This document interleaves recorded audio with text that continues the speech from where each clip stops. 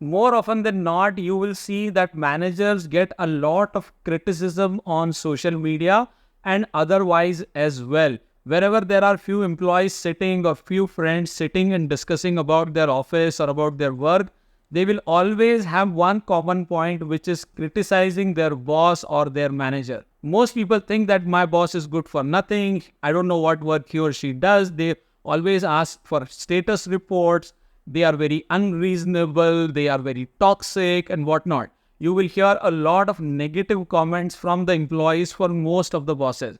I'm not saying all the bosses, there are few good bosses as well or few good managers as well, but most times employees have this grudge or employees have this complaint about their bosses. So why does this happen? Why do so many people not like the way their bosses behave with them? The primary and the fundamental reason why this happens is because in most cases, this person who has got into the managerial role is probably not the right person to do that role. He may be a very good technical person. He may be a domain expert. But from a managerial point of view, from a leadership point of view, this person may not be the right person. But in most cases, companies keep promoting people based on their previous skill set. Let's say if I'm a software engineer and I'm doing a great job as a software engineer, there are high chances that they will give me more responsibility and ask me to help other software engineers or review their work, etc. So which means I'm getting kind of promoted to oversee the work done by a set of other software engineers. So that's how people get promoted, which is fine because at the ground level, you need the best person to review other people's work from a technical angle perspective. But when it comes to managerial role, where you need to manage people, where it is not just about technology, where you need to know how to talk, where you need to know how to listen, where you need to have empathy, where you need to drive meetings, where you need to influence different stakeholders, then the skill set, which is most on the softer side, becomes all the more important. So you just don't need to have the hard skills. Along with hard skills, you need these soft skills. And sometimes companies think that they will probably pick the best tech person and train them, groom them to become the next manager. And that's how people get promoted. And sometimes even that is not done. Some people get promoted just because of their tenure, just because of the time they've spent in the system, which means they are becoming senior, they do a decent job at their role, and because of seniority, they keep climbing certain levels.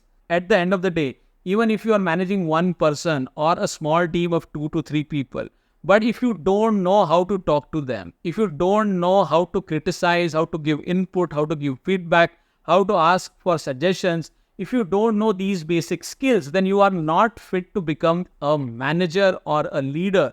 It is that simple. But the kind of mindset that most of us have is that in order for us to make more money or to earn more salary, we need to have that vertical growth. And in order for us to get that vertical growth, we have to become a manager. And then we do all the things possible in the world to get that promotion without even focusing on what skill set or what kind of attributes or characteristics do I need to develop as an individual to do that role right. So most people don't get this, and that's why when they become manager, they are pressurized. They are not able to manage their teams. Their teams don't support them as much as they want. Their customers are not happy. There is so much work pressure, etc. So then they crumble under pressure because that managerial role is not cut out for them. They don't understand it. And at the end of the day, they feel frustrated and sometimes even lose their jobs. So my suggestion to all of you watching this is, if you want to get into a managerial role, please first understand what is required from that role.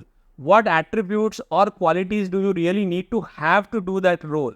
It is not about getting one more promotion. It is fundamentally a lot of responsibility where you are going to drive a bigger team, where you will become responsible for other people's work.